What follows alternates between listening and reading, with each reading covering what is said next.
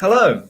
Hello, good evening and welcome. And those of you who are old enough to remember which particular smarmy 60s presenter used that phrase, congratulations, you're as old as I am.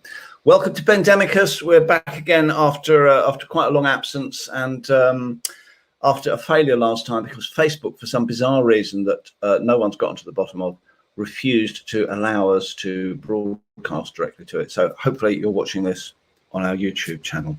So my book, I suppose some of you know about the Triptych, which is what we're going to be mainly talking about tonight. 3 novels written by 3 writers in the same imagined world, in the same imagined dystopian world. And it was a collaboration between me and my 2 partners in sin, who we're going to bring on in a minute. And we're going to be talking mainly about that. 3 Bullets, my book, has been published. So it's the first one of the Triptych to go on. So without any more ado, let me introduce you to my 2 collaborators. Hello. Hello there, Mr. Memo. There he is. And Mr. Kalu.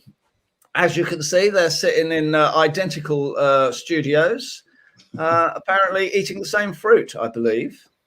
But more of that later. Have you decided not to do that now? I'm sorry, we're not hungry. A ludicrous magical trick which wouldn't have fooled a banana. You want an apple, Derek? You want an apple? Here, you want it? Take the apple. Yes, please. Yes, please. Here, grab it. There you go. Oh, God, Pete, that's very nice. Thank you. Magicians, really juicy, that one. Magicians, they're not. If you want to hire us, we're available for, absolutely festivals, etc. You can imagine the wretched time I had trying to work with these 2 jokers. Anyway, so I'm going to talk today about 3 Bullets and the publication of it. And I've got Pete and Tariq along because, as I say, this was a collaboration. And I thought I've done on various places. I've actually talked about the book and we've mentioned the collaboration a little bit. So on this occasion, I thought what we'd do is just talk about, working together. I will do a reading at some point and we will talk more specifically about 3 Bullets. Doubtless there will be broadcasts in the future about Pete's book, One Drop, and Tariq's book, Second Coming, which are both headlong hurtling towards publication date. But 3 Bullets today. Tariq, if you can turn your attention to us, as opposed to whatever it is you're doing over there, mate. Actually, I was very happily working out that we have defeated Facebook. Oh, have we? We have indeed. Whilst Facebook has banned us from our page Pandemicus, why, as Melvin Burgess put out earlier on, we don't know. We don't know what on earth we've done other than condemn America, white supremacy, racism, and things like that. Nothing that bad, really, that doesn't need to be done. But you can view us on the Facebook page, Ruled Britannia. So go do a little bit of research. We can probably, I don't know how to share the thing, but it's definitely there on Facebook. Oh, really? I was indeed. Now, I've forgotten what your question was, Melvin. I haven't asked one yet, Tariq. I haven't asked one yet. Keep up, mate. Okay, Tariq, I felt that you were particularly involved in the world building of this. I seem to remember it was you that originally sort of suggested we work together, and I have to say I was, interested because, bloody novels, you're on your own, aren't you? And you're sort of, it's you and the piece of paper or the computer. It's a very isolating experience. So collaboration is an attractive thing. The trouble is that when you try and do a collaboration with actually writing a book, the other bastards are just off getting it all wrong all the time, aren't they? They just sort of swoop off in different directions, and the whole thing, it's like herding cats. It was bad enough as it was, actually. So I was a bit dubious until we came up with this idea that we invent one world and that we write separate novels in it, so that it's the world building was more of a joint venture. But you were the one who originally came up with the world and the fundamental idea of the political structure, if you like, of the world that we would use. So I'd like to ask you to, give us an outline. What the world is and where it came from and why you picked that.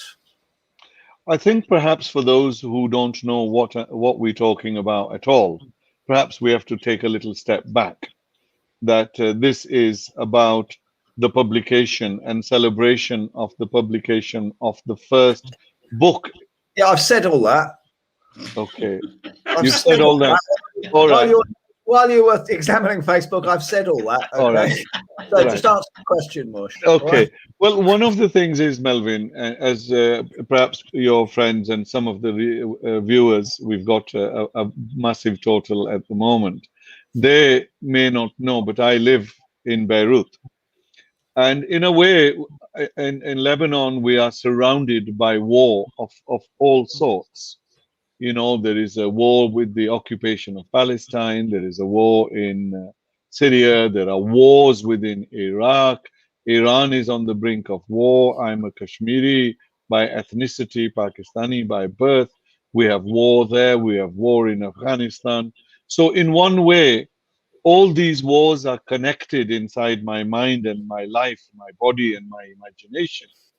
And one of the common features of that connection is the fact that they are all linked to the West, where I have spent most of my life, England in particular.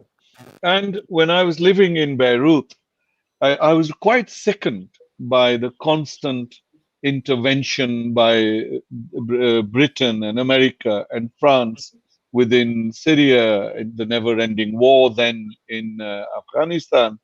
And I began to sort of think, what on earth would happen if we had a similar situation in Britain? And so we began, and you guys were absolutely brilliant, that we were also wanted to work together, for lots of different reasons. We have been working together because we assist each other in ideas anyway as writers, but never in a world. And then it was a question, well, if the world of fiction is the creation of a fictional world, a world that must make sense, how close is that world to a reality in the world in which we live? Given the fact that we live in times of the American empire, given the fact that it is in more countries than any other empire ever in history, its military, its political, its economic tentacles. Well, how do we create that? And also the fact that here in Britain, we were in the throes, and we still are, in the throes of Islamophobia, a new form of racism built on the old, without the old black and white going out of the window. And over in other parts, right-wing religious movements, particularly in Iraq, post the overthrow of the Saddam Hussein, and then in Syria, the birth of Daesh and all these organizations. Well, actually, why do we ignore those forces that are the nuclear armed forces of Hindutva, of the right wing of the Hindu movement in in India, of the Zionist movement and its occupation of Palestine, and the right wing Christian movements that are on the rise within the British Isles, if you like. And there's many of them, and in America. So part of the ideas that we all actually created, and you asked me to write the overview of what this world would be. Well, a world must have economics. We looked at economics. What would happen if the American dollar collapsed? What would be the impact on the global economy? What would happen if some of the extreme far right religious tendencies of the Christian right of America could be imported to Britain, and suddenly a set of headbangers could take over and ban Islam, just like that? What would happen? It's happened in other parts of the world. You began that with this idea that America defaulted on the dollar, didn't you, Tariq? Well, because it appears to me today that the dominance of the mighty dollar is coming to an end, and it's living on debt. And all societies that live on debt cannot live just like a house in debt forever. Somewhere along the line, the comeuppance must come. So the creating of the world was based on enormous amounts of studies of economics. If you go back in time, I was forever sharing economic postings from various journals, studies, Marxist economists, and as well as some of the other economists who don't particularly like. I forget now, but we did a lot of studies in terms of how much the American debt was, what the British debt was, how the dollar was working, how the position of the dollar was changing. So, in one sense, our world had within it an economic component. The rise of China is in our novels, it certainly is in mine, and also how the business deals all they make.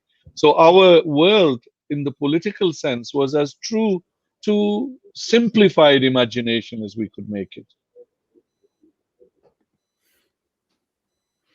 So we begin with the situation in which the Americans have defaulted on the dollar. I have to say, you know, when you first came up with this, I was like, oh God, you know. So you've got this this far right Christian government in the UK, which is white supremacist, anti-Islam, all the rest of it. And I thought to myself, God, you know, it sounds much more like an American scenario than a British scenario, you know, with that sort of Christian linking, you know. And I was a bit dubious about it to start off with. I have to admit, but I remember thinking, well, you know, how would you have gotten an American kind of organization running the government here? And then this idea, I can't remember who came up with this idea, that therefore you'd be getting these the American overseas forces wouldn't be being paid. So you'd have these sort of huge overseas armies and air forces not being paid. What would they do with themselves? And so you then get this idea that they would then perhaps they'd become mercenaries and all the rest of it. And so in order to sort of get around that, you know, we had the idea that that you know, there would be a civil war in America. The South would win, that would give us this this right wing kind of white supremacist organization, which would then come and prop up a small weird group over here and give them sufficient funding to actually organize the government. And you know, once you sort of work out how it could happen, it turned out to be a very, very rich way of doing things. And I mean, the interesting thing from my point of view is it's not something I'd have thought of myself. I'd have sort of kept it sort of within my idea of what the right wing of Britain is, as opposed to sort of doing this kind of American thing. But it's and that's just one of the advantages, I think, of doing this this collaboration is you end up with something that you wouldn't think of yourself, and it makes it much richer and much wider. Just before Pete comes in, I'd just like to say to others who may wish to create the worlds, the idea that the American army might go and become mercenary all across the world was based on the idea, based from our historical researches into the French Empire, the British Empire, and so on, where a lot of the soldiers they recruited within the colonial edifice were actually from indigenous to the countries that they'd colonized and had small units of Western colonial imperial troops, whereas the Americans were going around, and I think the policies have changed a little bit, by sending out hundreds and thousands of troops and mercenaries from America. So that's where those ideas came from. I mean, the interesting thing then is, of course, is that then you have to work it through into your book. You know, so you then get, okay, so you've got these American forces over here. You know, what are they doing? Some of them, for example, might have rebelled against the new white supremacist Southern American government. So you get sort of random American forces fighting on different sides. Some of them might be fighting on the, you know, to liberate Britain from this this dreadful regime. Some of them might be fighting for the regime. Some of them might be doing some of them might just be doing it for money, you know, so you can have sort of so then you have to kind of adapt it to your own book. Tension well, not huge tension in that sense, but I mean, people did tend to go off in their different directions, didn't they? You know, someone would suddenly put something down in their book, and you'd sort of think, oh, but I haven't got that down in my book. That's going to it's going to make it really, really hard to make it work. Now, my idea for my character, I mean, just for those of you who, and actually this would include practically all listeners except for us, Tariq's book. Just give us a little outline, Tariq, of what your book, just a brief outline of the story which is in it. A right-wing Christian militia has taken over London, banned Islam, and thrown Muslims out of the country. They believe the second coming is nigh, and kidnap what they believe to be someone from the house of David and impregnate her with the new Jesus. There you go. So it's the second coming. So it's a kidnapped young girl who's been, you know, impregnated with what the regime believes is going to be Jesus. So that's quite a big one, isn't it? Really fantastic, a fantastic idea, and a great way of exploring the politics there, because of course the girl isn't very happy about that.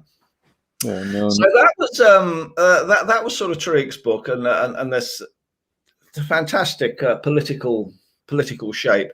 Now, my idea in my book was quite simply, you know, this idea of what if what had happened in Syria had happened here, you know, you'd have the big powers of the time, whatever we might decide they would be in this world. It would perhaps be, you know, it might be the EU, it might be the Saudis, it might be Israel, who knows, who'd be fighting over the corpse of the UK under those circumstances.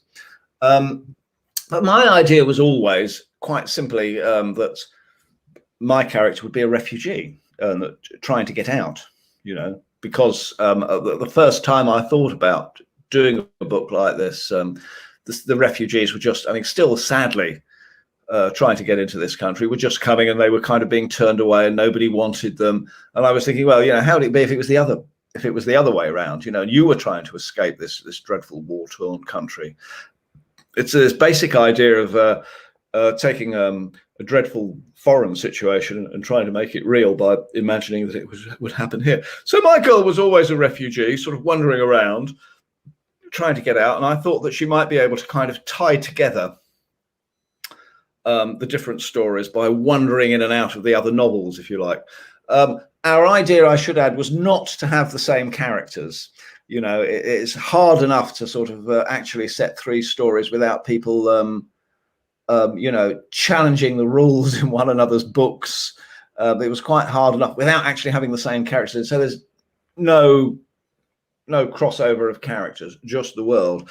And as I said, Pete came up with a very interesting idea, which was a rather more sci-fi idea than I had expected. I was thinking that something would be a little more realistic, you know. And again, I was sort of like, oh God, it's a bit bloody sci-fi, isn't it? You know, I don't quite know where this is going. But again, you know, in the end, it's not something that I'd have thought of myself of putting in a book like this. But again, it sort of, you know, expanded the whole thing and just made the world that I was trying to write in sort of that much richer and more unusual. So, Pete, you had this this kind of crazy, but really interesting sci-fi idea. Perhaps you could give us a little outline of that, if you would.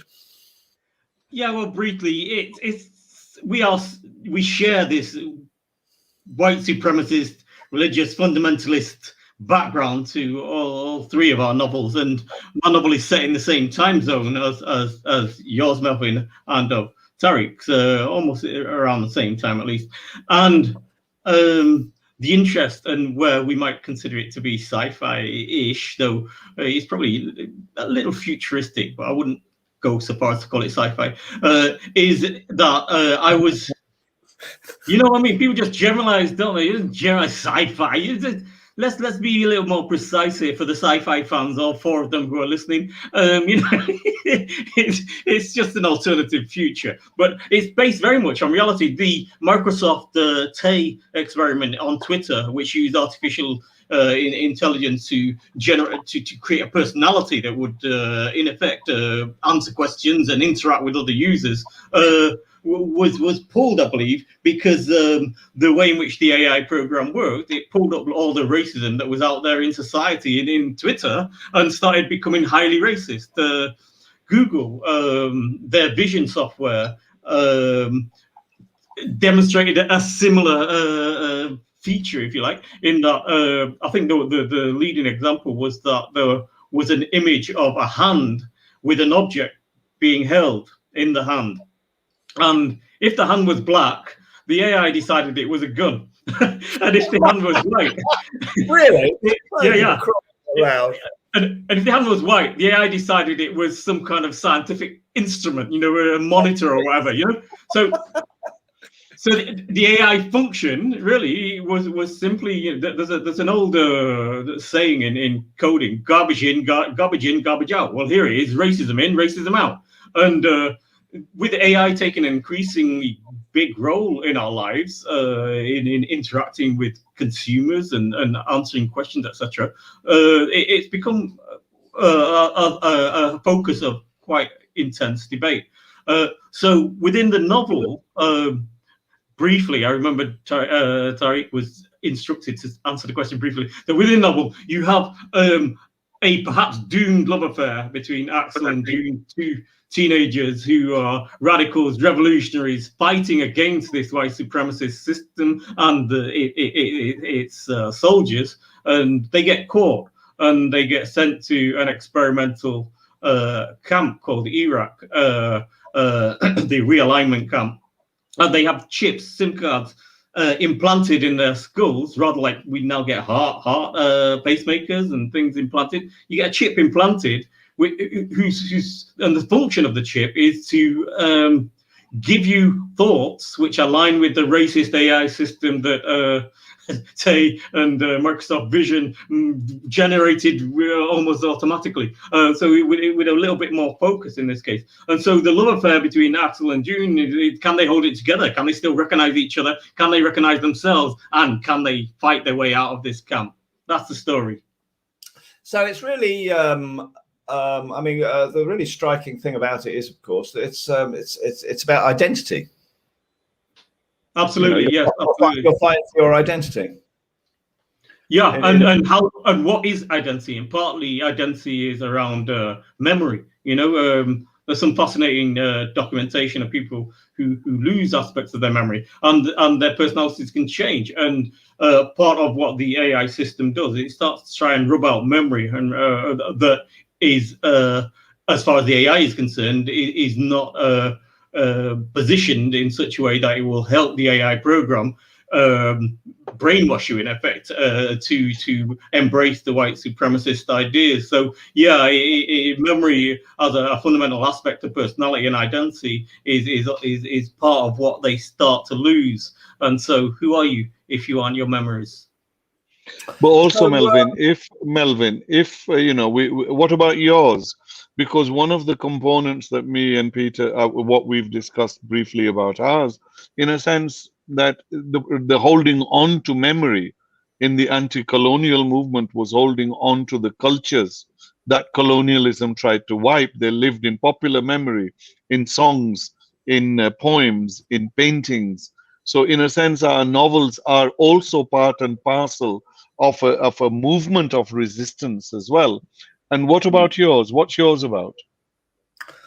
We'll come to mine in a little bit. We haven't finished. I haven't finished with you two yet. Go for it, mate. Go for it. Throw your bouncers. Get them out. We will get there in the end. We will get there in the end. I mean, okay, you know, we will get there in the end. But I just want to sort of, you know, set the scene, because it is true, by and large, you know, that you guys kind of set the scene in that sense. I mean, as I say, I regarded my character as someone who was going to sort of kind of, you know, in a novelistic or a literary fashion, sort of move through and kind of link things together, in the sense that they would be moving through the environment, you know. moving through the environment. That's what I wanted. That's what I wanted my character to do. And but just before we go, just this idea of identity and memory. Before we move on from that, I mean, do you think we hear a lot about identity politics, don't we? But we're usually talking, Tariq, you're normally talking about, for example, a society. When you're talking about colonial, the sort of memory of peoples who suffered under colonialism, they're trying to sort of hang on to their culture. Okay, in this case, though, of course, the rewriting is done directly into the mind of the individual, and it's the old saying, that history is written by the winners. In this case, history is written directly into the minds of the individuals involved, but it is into the individuals. So, I mean, how much do you feel? Either of you could answer this one. How much do you feel that identity, individual identity, relates to sort of overall cultural identity, and is there more than memory going on there? Pete, when you were sort of thinking of this, it focused on the memory, and the way that you hung on to yourself was through your memories. In the camp, those kids were trying to they told one another stories, the stories of their own pasts, didn't they? They told memory as a counterbalance. Really. Is that what identity is? Is it about memory? Well, identity, it is a fraught thing, and for Black people, to some extent, our identity is overdetermined by racism. You see, because racism sets out in society, and the AI system just pick it up really, but it's out there, a set of signs which all indicate who you are, who you should be, whether it's through advertising, whether it's through art, literature, etc. It all has elements of instruction as to how you should live your life. It's all code. And there's the sociologist called Stuart Hall, who talks about encoding, decoding. That we all live in the communication system, and we're all told various things by the system. We can't live outside it. It's what we use. It's in language. It's in art. It's in the advertising. It's in everything around us. And so, identity is something we assert in one way. We have our own personality, our own idiosyncrasies, our own preferences, likes, particularities, which make us unique. But we're also conditioned by society, and so the battle in the novel is to hang on to your personality, the sense of who you are, and in such a way that you retain that uniqueness, that fundamental autonomy from the system, which is trying to write you into a new identity, if that makes sense. It's a process that, in terms of computing and coding, etc., we see it through AI in vision and in all these programs that end up racist. But that's simply a metaphor, in a sense, for what happens in the society at large. And so we're all Black people are in that process of asserting identity, while kind of warding off negative stereotypes, etc., which are attempted to be imposed on us. Pete, okay, Melvin, I'd like to add a couple of other things to what Pete says. Pete was referring to one aspect of the question of AI and garbage in, garbage out. But for those of you who ever did a little research into what headgear do terrorists wear, you would get the image of an Arab. Okay, it's far more sinister than we think, because it's not just the AI, but the algorithms themselves that are running much of our lives are programmed by white people in the initial concepts with white norms. Now, whilst we can talk in terms of the ideas of what Pete is talking, and quite rightly so, about Black people and how we have resisted certain things and try to hold on. But the actual greater crime here is the creation of the white identity. Now, if Peter came up with the concept of the chip being put in our head to make us think another way, actually it's not far-fetched. We're born and we are brainwashed in Britain, in America, in France, in Germany, in all these societies to think, believe, and feel in a certain manner. We are bombarded with the art of capitalism, call it adverts, to buy certain things, to do things. Our minds are already conditioned, and all what Peter is doing is taking that and putting it into a solid material concept, because we're actually analyzing a bigger, wider process in society. I concentrate on the right of English nationalism and the English question. For simple reason, I'm tired of being the creature who is forever under, if you like, the microscope. We are tired. I'm very tired of having to explain to people, okay, may I speak English? I mean, for God's sake, I'm still doing it at my age. And meet people here. You speak nice English. I said, I don't anymore. It's Mancunian, you daft git. You never spoke nice English, Tariq, right from the start. Well, I mean, the thing is, I should say, I mean, you know, for anyone listening, any white people listening, you can imagine what a gift this is. You know, this sort of world and these sort of perspectives to sort of be writing in these worlds. It's a wonderful opportunity for me. And I remember, as I say, being in my character, I wanted them to sort of wander through, you know, these kind of worlds. And I was thinking how, you know, I mean Tariq had sort of that world, that white racist regime and the civil war happening in the UK.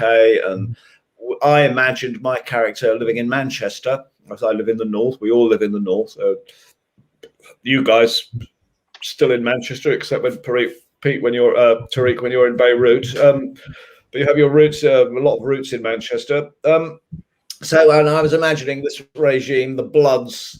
What's the full title, Tariq? The Knights of the Blood of Jesus, was it? It's something I've forgotten. I mean, actually, this orange juice is really causing my memory a little blip. It's the Crusaders of Christ or something. Anyway, the Blood. So I was imagining them coming north. Okay, so they booted all the Muslims out of London, okay, and everyone had therefore fled to Birmingham, and now they booted them all out of Birmingham, and the refugees, hordes of Islamic, South Asian refugees turning up in Manchester, where my character was, and you know, how could I sort of tie in Pete's camp? I had a look at the map of you know, where would Pete's camp be, and unfortunately there aren't all that many American bloody bases up here. They're all down in the south, right? So oh god, so that means my character had to go south, right? And I said to Pete, okay, so you know, suppose my character was to sort of have some software so that they might try and reverse this process in which the drones are coming in at night and they're rewriting these prisoners in this experimental place, the Iraq, the evangelical realignments, okay? And they're rewriting them. So suppose my character would come down with this and have some software which might help or it might not help. Pete, I remember your response to this was, she says, oh, that's a great idea, Melvin, but I can't be doing with the white cavalry. She has to be mixed race.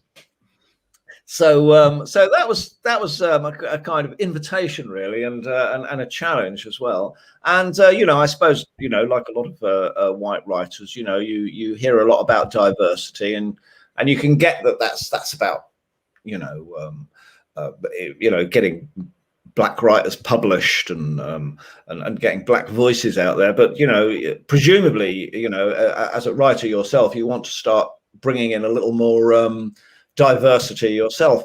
But you know, like a lot of people, I was very anxious about trying to write people from you know, I mean, background for various reasons. Sorry, go on, Pete. Yeah, Melvin, I would just go on record saying I imposed this as a condition of my collaboration on the Triptych, that no white cavalry would emerge from your goddamn novel. Save my fucking characters, you know? Yeah, you weren't having any of that really. Well, I mean, it was that was fine. I have been. It's something that I've been wanting to do, to have more diversity in my own fiction. But it's something that you're quite wary about, because you just know you're going to get it wrong. You just know that. I mean, in the past, for example, I've come in a bit of criticism because I've done first-person voices as for girls, and people have said, how do you know that? And I think, well, my mother was female, and I've got a daughter, and I live with a woman, and I've known women all my life. But as a white person, this is the classic thing, isn't it? Black people in this country are surrounded by whiteness, but white people, you don't know very much about that black experience, both in terms of its ethnic roots. People might come from anywhere, but also, of course, in terms of the experience of racism. So it was an interesting challenge for me, and I have to say you guys were both incredibly helpful and I felt myself in very safe hands. I thought of it that I'm going to get it wrong, and wherever I get it wrong, wherever my shift is showing, you'll point out to me where I'm getting it wrong. And I always remember Pete sitting me down and saying, "Oh, Melvin, what was it? The seven principles of a black person moving through a public space." Do you remember that one? And other gems, yes. And other gems, yes, that's right. Yeah. So I'd just like to ask you to, okay, where did I get it wrong? Where did I put a foot wrong? What was what were the things that you expected me to do that I didn't do, or that I did do, or what was it like? What was it like? Well, you stopped looking at a white person trying to write a black character. Well, you stopped having a reggae scene every time you thought of a black character with a rainbow thing. I never had any bloody reggae in my book from beginning to end. That's a rank imposition. Excuse me, I'm not referring to this book, because we are products of history. Yeah, okay. I remember your draft, and I think this is not that you got something wrong, but this is an interesting dynamic. Well, there's two. Yeah, one it's an interesting dynamic. Yes. Yeah. Well, one was that in order to, I think one of your methods of writing, which is a kind of self-lacerating character who is full of doubts and a sense of vulnerability that is covered up by a kind of insecurity that requires them to beat themselves up. That abutted against some sense of black identity, where we don't need to do that. Society does that for us already. If we don't need any to self-lacerate, society's lacerating us. So there was that dynamic of, well, would your character really be so self-destructive, self-critical? And where are the sense, in order to survive, where is the sense of a positive identity, even within the sort of, if I say, localize the Melvin Burgess technique through your novels of characters who, are not heroes, as you call them, grand heroes are going to save the day, but individuals just trying to make their way through the world. So there was a tension, and I remember on a number of the rewrites where you would say, well, you know what, she's going to feel that anyway. I don't care what you say, and then you go to the next black reader, and they'd say exactly the same thing as I said. But you know what? Whereas he doesn't listen to Pete Cullen, he listens to the next black reader who also tells him that that's quite right. So there was that. But there was another point. There was a point as well, Pete. Too much self-laceration. Well, self-laceration or self-flagellation as well, but we leave these things aside for now. There was also an issue that when white writers often create black characters, they're devoid of history. They're devoid of an issue. That's always an issue. I remember, for example, doing a piece for the BBC, and they'd always come along and they'd say, "Do you mind if this particular character in your piece is black?" And I'd say, "Well, I don't mind," but I was very much aware. It's a job for someone, isn't it? But I was very much aware history there. You know? And yeah, There's no Melvin, history sorry, there. is There was Melvin no- breaking up your side? There was no background. Yes. I think that I mean, we went Who's through breaking? that on. You broke up because where we know where you are, but the viewers don't. And one of the things is that, in a way, the idea that what you actually do really well in all your characters is that they have a very great 3 dimension, and you can't have a 3-dimensional character without an understanding of their histories and the contradictory natures of their histories. But one of the mistakes that we as the whole black characters very often by white people, not exclusively, but very often, that there is a complete missing of that history. And we were kept going back on it, but because we were all working together, history was a very important component part of the building of our world and the building of the contradictions within that world and the conflicts that the characters had to resolve. I mean, even our titles, One Bullet, second no, One Blood, second coming, 3 bullets, we had decided to follow a mathematical pattern anyway, and it was partly by accident and partly by design as things. But actually, I think that a lot of our problems were resolved because we collectively worked to create a very rich world. And we have a comment here, very nice, from Martin Riley. Thank you, Martin. That actually, if we ever go forward, that one of the things that certainly Melvin taught me is we're always looking at taught me perhaps would be over the top, but certainly it was well worth the bottle that we went through. One of the points that you made was that, well, we can create an alternative world for sure, but we can create a sideways world as well. So many of the components of the real world are as they are, but we just extend and exaggerate a slight sideways thing. And one of the great points, if we ever go ahead and further with our triptych, Martin, that's certainly something that we can consider of it going beyond the sideways of our sideways world. So one of the things, when you asked Melvin about where did I go wrong, we all as writers go wrong in a certain point. And that is often to do with the depth of our historical understanding of our own characters, or the unfolding understanding that we certainly gained of our characters and our world, and how it reflects on the present world as well, because I certainly learned a lot. I now know that if I create or work with colleagues, and hopefully the 3 of us will work on another world, that the more deeper created the world, this time what we did was that once the world was created, we decided collectively, if I'm not mistaken, go and create your story. We created the story without really the depth of characters. Go create the characters. And we were, or was it the other way around? Because I remember saying, what's your character going to do? And it's just, it turned out to be the characters that they did as an evolutionary process as well. And with the world and the characters merging, we had no choice but to go into history. I even had to work out the ancestral village where my character came from, because one of their grandparents had to be buried there.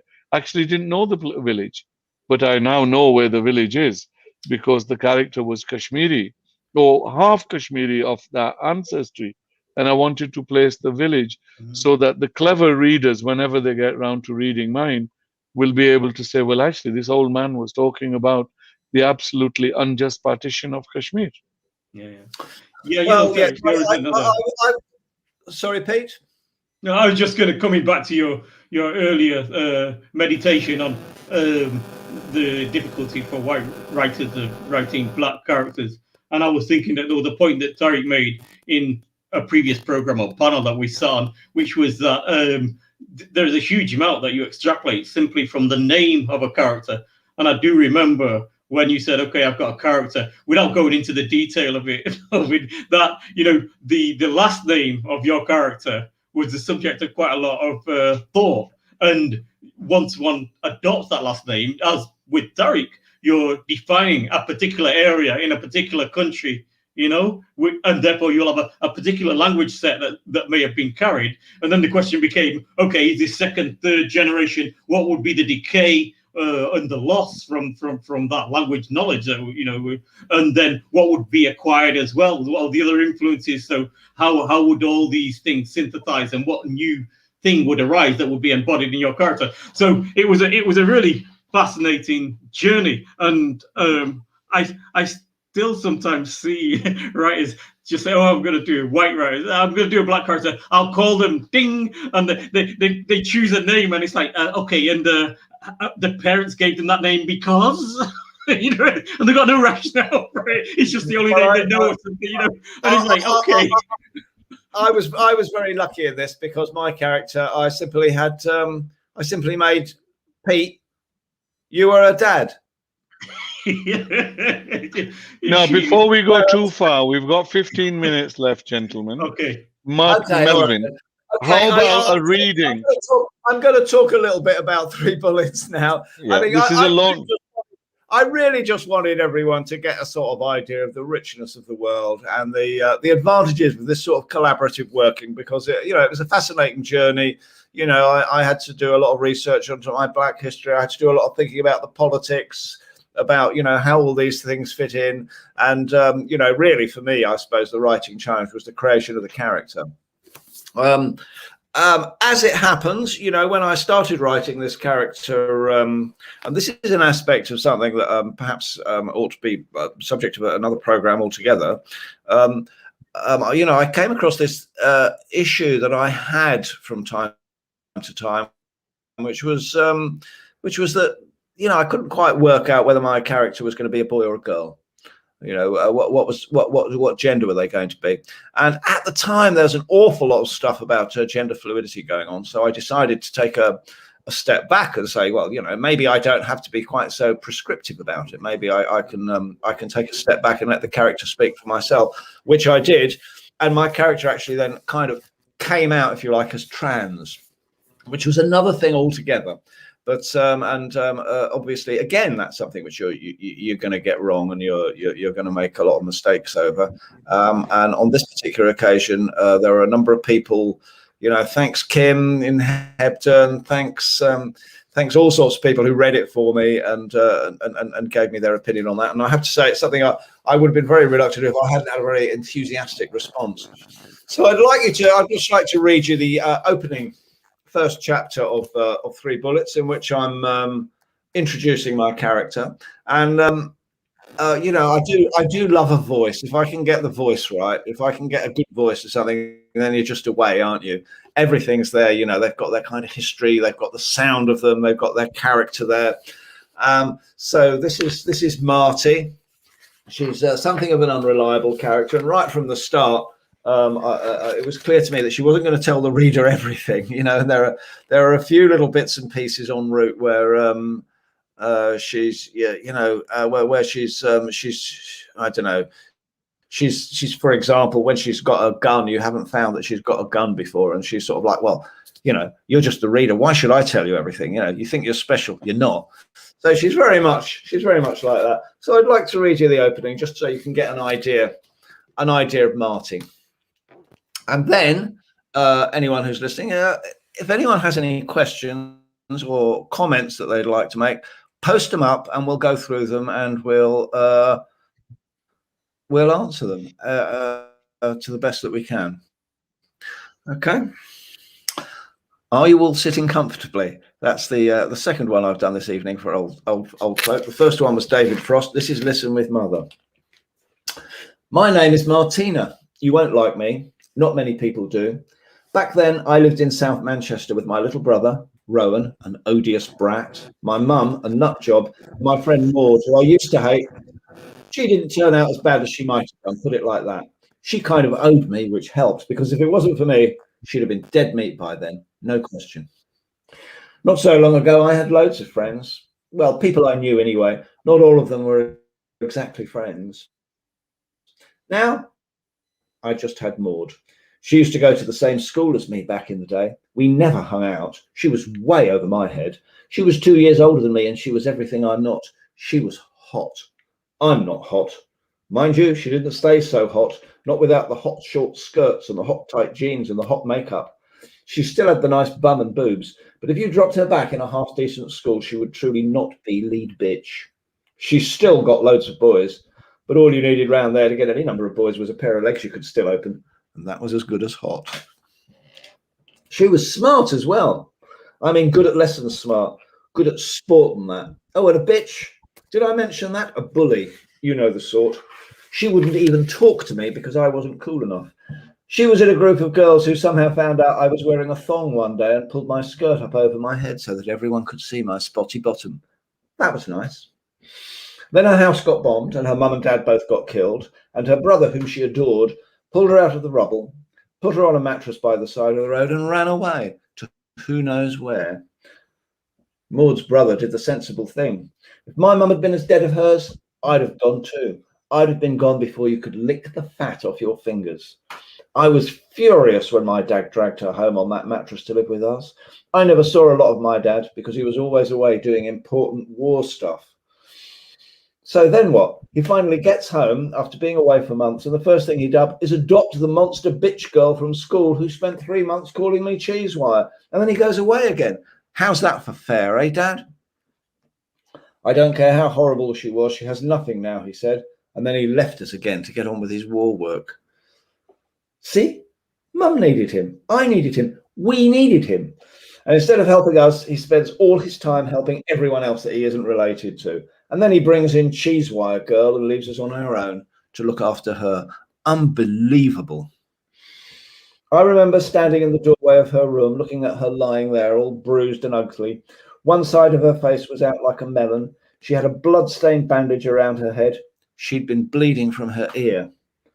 Not so hot now, are you? I said. I said it quite loud enough for her to hear if she was still awake, if she could still hear, but not loud enough for Mum to hear downstairs. She opened her eyes, looked at me, turned over and lay still. Serves you right, I thought, but I felt bad. She woke up a few days later, and I still don't know if she heard me that day, but I really hope not, because we became mates. She spent a week eating all the pot noodles I'd got from when they bombed the co-op, and then one day she lifted her head and looked at me across the table. Did you got them? She said. The noodles? I nodded. She nodded. I'm sorry, she said. I'm really, really sorry, Marty. And I suppose she was talking about the thong and stuff. I'll come out with you tomorrow and help. And she did. And she was okay, Maud. She stuck to her word, for you or against you, which I liked. She had principles, and I kind of admired that because I don't have any myself. A person who stands for nothing will fall for anything, she kept telling me, which was really annoying because I lent her that book, and also because she's the one who fell for people's bullshit every time. All you had to do was agree with her and she'd follow you anywhere. I called her Rubblehead because I think all that rubble sitting on her head for a day must have knocked some generosity of spirit into her mean little soul. You were such a bitch before. That bomb was a blessing, I told her, and she laughed, but actually it's true. See, even bombs can be a good thing. That was a joke, right? There you go. That's more. That's Marty. That's people here. Wonderful. Thank you, guys. I had a lot of fun writing that book. She was such a great character. I really enjoyed it, and as I say, a real sort of education for me, and a real pleasure to work with these two guys who were both extraordinarily generous in sharing their thoughts and their wisdom, and whose method of working together is also extraordinarily generous and something I've never come across. I remember talking to Pete once, and I was saying, Pete, he'd be saying, "Oh, who's it? Who said, oh, so and so." The other one can't write white people. I have to do those characters for them. Who was it who said that? I said, "Do you really do that?" He said, "Yes." I remember Pete saying, "Yes." He said, "If anyone ever looks back on our work, it's not going to be written by Pete or Tariq. It's going to be School of Kalu Mehmood." So, it's a very different and open-hearted and generous way of working. It's been an awful lot of fun and a real pleasure. You have a doing question that. to you have a I you hope read I so can say- you Sorry. read really well. It was a very nice, a lovely comment from Martin. Now, our good friend Mooley has a question for you. When is your novel set? Well, that's an interesting one, Mooley. I think the answer to this is, I have done a similar thing as this before in a book called The Baby and Fly Pie, which you guys sort of read before we started, in which it's kind of alternative, but perhaps a bit in the future. And this was one reason why I had to bend my mind a little when Pete came up with the sci-fi thing, because that means it's a bit in the future. And whereas The Baby and the Fly Pie was just an alternative thing of this dreadful situation in Colombia, in that case, where they were sort of shooting street kids before they grew up into be sort of proper grown-up criminals. They were sort of cleaning the streets of them by shooting them. So that was a kind of alternative version of Britain, and that's how I imagined these books being, in an alternative version. Pete's thing sort of set it a bit in the future. So I don't think you could say that it's like 2030 or 2070 or the year 300 or something, because you're imagining as if the politics of now were in a different sort of situation. So you still have the same sort of racism, you still have the same sort of economic tensions and so forth, but everything's changed a little bit. So I don't think you could it's not so clear as that you could put a definite time on it. It's more a sort of sideways look in that sense. Sorry, Pete, go ahead. Yeah, 2028, Mully. It's set in 2028. No, well, actually, the Mooley has a very important question. There's another implication. When you create a world that, yes, it is Mooley. You're right. It feels now, right, but an alternative. Right. Pete's wrong. He's written a book in it, and he doesn't know when it's set. Yeah, but the important question is related to the setting of the world, because Mooley herself is a brilliant writer and a teacher of creative writing as well. So when we're trying to create this alternative, this setting of a world, the question is very important. When is it set? Now, we can answer that by dates, or we can answer that by a process. And I think it's Mully wants to give me something, apparently. Thank you, Mully, for all the offerings. I'll take them all, whatever they are. It's all right, Mully. I can give him a finger, but it won't be perhaps the appropriate one. You can take your choice, Mr. Kalu. You can have all of mine as well, Mully. in one go. Right. Let us summarize. We've got 3 minutes left. We agreed on 1 hour. Should we have a quick argument? No. We can do, Pete. We've just been having an argument for an hour. Melvin keeps placing my novel in some sci-fi. That's true, actually, Melvin. What? He's just so far behind the times. He doesn't know what's happening now. Why the hell is his novel a sci-fi novel? It's not because he's got a piece of technology which hasn't been invented yet, which he's using on his characters. That makes it a sci-fi novel. There's nothing wrong with being a sci-fi novel. 1984 was a sci-fi novel. So 3 bullets. I mean, the Bloods haven't taken over yet. Yeah, So why pick on what? I mean, Mr. Kalu, before the beginning of this program, he said, let's have an argument with Melvin. And he said, I said, I'll agree I will agree on condition you bring me a nice bottle of wine. And he said, I don't drink anymore.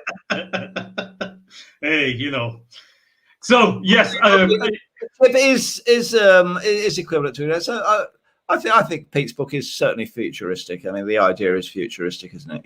I mean, there you go. It's Sci-fi. Thank you for the people who are coming in my support right now. No, not at all. Not putting sci-fi down. This is a comment from It's Martin. sci-fi. I'm not saying there's anything wrong with sci-fi. Brave New World with sci-fi. Yeah, but yeah. But actually, you shouldn't be ashamed of being a sci-fi writer. oh come on, Peter wrote sci-fi, black sci-fi, where Professor X was written decades before Afrofuturisms and all this stuff. The only problem for us is we don't live in London. We live in the north of the country, let alone the financial sun shining on us. The wretched sun doesn't shine on us. Do you know? It's an interesting thing about sci-fi. Some years ago, I had a British Council trip to Russia, and I'm a bit of a fan of Russian sci-fi. There's a great tradition of using sci-fi over there as a political critique, and some extraordinary books which don't get enough coverage over here. I remember talking about them on a stage, and I remember actually having Russians coming up to me and saying, "Oh, they weren't aware of that." And this sort of tradition of putting sci-fi down when it's actually, Kurt Vonnegut, come on, George Orwell, Huxley. You haven't put sci-fi down. You've cut it out. The ending of my novel originally had the AI bots take over. Actually, the final chapter. Both of these fellas cut it out. Not at all. Your ending of it. We didn't cut it out because it was sci-fi, Pete. We cut it out because rubbish, Pete. I'll have the last word. None of the readers will know what that ending was, but I tell you, if you don't watch it, I've still got it on my computer. I'll put it out. So you just be nice to me. But anyway, I have to say, that one of the interesting things about this was sort of editing one another's work. You sort of send it off to these guys, and you get it back with loads of notes, which was you guys made me increased my novel by 33% and made me take 40% out. That's 70%. It's like that. You imagine that. But anyway, I think we should round up so that if people, if ever they watch it, it doesn't go much beyond an hour. Shall we call it a day today, gents? Okay, let's just answer Martin's. Martin, what's the Master and Marguerite sci-fi? Oh, I remember that one. I will. That was sci-fi. Bukakov, wasn't it? I mean, but Heart of a Dog. I don't know whether that was sci-fi either. Really, I mean, you'd have to say that some of these books really do defy categorization, don't they? Anyway, there you go. Yeah, we for those who'll watch. Thanks everyone for coming along and listening. I hope you enjoyed that, and I did anyway. And also, we've not been doing this for a while. We had a lot of technological problems because Facebook banned us from our own page, the Pandemicus page, which is for which we had a lot of writers, 500-600 writers had sort of joined it. But however, we're getting there now. And but we've got other news now. We should end on that on a suspense note. Since we wrote our Triptych, we have received some support to make a video game of this Triptych. Now, if you want to know what this video game is going to be about, what it looks like, unfortunately, you will have to join us again. Maybe next time. Okay, there we go. Pete, Tariq, thanks for joining me. Thanks everyone for coming along, and that was great fun. And there we go. I think it's time to end the broadcast. And well done, Melvin. It's a great book. Actually. Honestly, it is. Even though he doesn't, he drinks more than me. It's even notwithstanding that, it's fantastic. So, what's a video game? It's a computer game, Martin, We have a little bit of funding. It's under development, our game based on the Triptych. It'll be coming up, and because we're going to have a video game attached to our Triptych. But we will keep you in suspense, and we will discuss that later. Yeah. A computer game, I think, is probably the answer, Martin. It's not necessarily. Old timers call it computer games, but the new youngsters call it video games. But anyway, sure that's the wrong way round, Tariq? I'm not sure now, but let's discuss that later. Okay. But anyway, let us, what a wonderful chat. I got a bit emotional part of the way, but I always do anyway. But thank you very much. If those of you who watch this whenever, it's a novel well worth reading, and really it'll keep the hair on your head, which probably got more than me standing, and Peter, it'll keep the hair on your back going as well.